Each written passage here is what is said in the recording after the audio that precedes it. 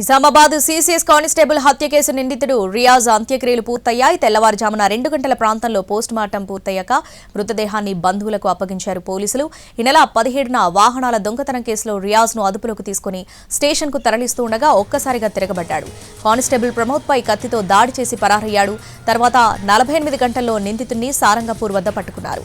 ఆ సమయంలో కూడా మరో యువకుడిపై కత్తితో దాడి చేశాడు. పెనుగులాటలో గాయాలు కావడంతో జిల్లా ఆసుపత్రికి ట్రీట్మెంట్ కోసం తరలించారు. అక్కడ కూడా తప్పించుకునేందుకు కానిస్టేబుల్ నుంచి వెపన్ లాక్కొని ట్రిగ్గర్ నొక్కే ప్రయత్నం చేశాడు. ఆత్మరక్షణ కోసం కాల్పులు జరపడంతో రియాజ్ చనిపోయాడు. రాత్రి పోస్టుమార్టం తర్వాత డెడ్ బాడీని తీసుకుని వెళ్లి తెల్లవారుజామునే అంత్యక్రియలు పూర్తి చేశారు బంధువులు. నిజామాబాద్ లో సీసీఎస్ కానిస్టేబుల్ హత్య కేసు నిందితుడు రియాజ్ అంత్యక్రియలు పూర్తయ్యాయి. దీనికి సంబంధించి పూర్తి అప్డేట్స్ మా ప్రతినిధి బాలకుమార్ అందిస్తారు. లైవ్ లో Balakumar. Thank you. CCS constable Pramod హత్య కేసు నిందితుడు రియాజ్ అంత్యక్రియలు కొద్దిసేపటి క్రితం పూర్తయ్యాయి. ఇక నిజామాబాద్ ప్రభుత్వ ఆసుపత్రి మార్చిలోని ఇక్కడనే రియాజ్ కు పోస్ట్ మార్టం ప్రక్రియ చేశారు. అర్ధరాత్రి వరకు ఈ ప్రక్రియ కొనసాగింది. మధ్యాహ్నం 12 గంటల ప్రాంతంలో ఎన్కౌంటర్ విషయం బయటకు పొక్కింది.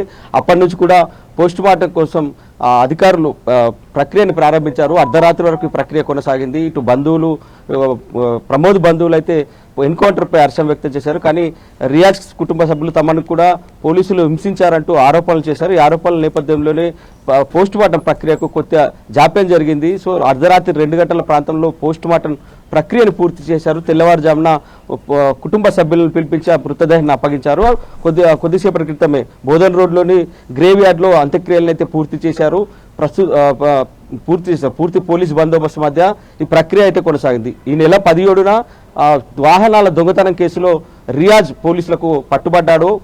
సీసీఎస్ కానిస్టేబుల్ ప్రమోద్ రియాజ్ని అదుపులోకి తీసుకుని సీసీఎస్ పోలీస్ స్టేషన్కు తరలిస్తున్న క్రమంలో వినాయక్ నగర్ ప్రాంతంలో, జిల్లా కేంద్రంలోని వినాయక్ నగర్ ప్రాంతంలో అతనిపై కత్తితో దాడి చేసి తీవ్రంగా గాయపరిచాడు. అక్కడికక్కడే ప్రమోద్ మృతి చెందాడు. అప్పటి నుంచి కూడా పరారీలో ఉన్న రియాజ్ని పట్టుకునేందుకు పోలీసులు తీవ్రంగా శ్రమించారు. 48 గంటల్లోపు నిందితుడిని సారంగపూర్ పరిసర ప్రాంతాల్లో పట్టుకున్నారు. ఆ పట్టుకునే క్రమంలోనూ మరో వ్యక్తి పైన కత్తితో దాడి చేయడం, అతను కూడా తీవ్రంగా గాయపడ్డాడు. ప్రస్తుతం అతను హైదరాబాద్లోని ప్రైవేట్ ఆసుపత్రిలో చికిత్స పొందుతున్నాడు.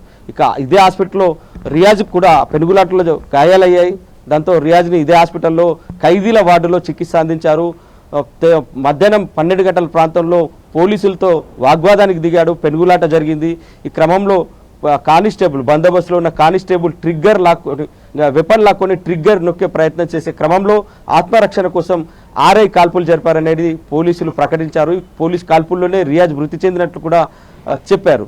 సో అనంతరం 12 తర్వాత ఎన్కౌంటర్ జరిగింది. అప్పటి నుంచి కూడా పోలీసులు ఈ ప్రక్రియను, అంటే మృతదేహాన్ని ప్రొసీజర్ ప్రకారం ప్రక్రియను పూర్తి చేశారు. అర్ధరాత్రి తర్వాత పోస్ట్ మార్టం పూర్తి చేసి బంధువులకైతే అప్పగించారు. Right Balakumar, thanks for the updates.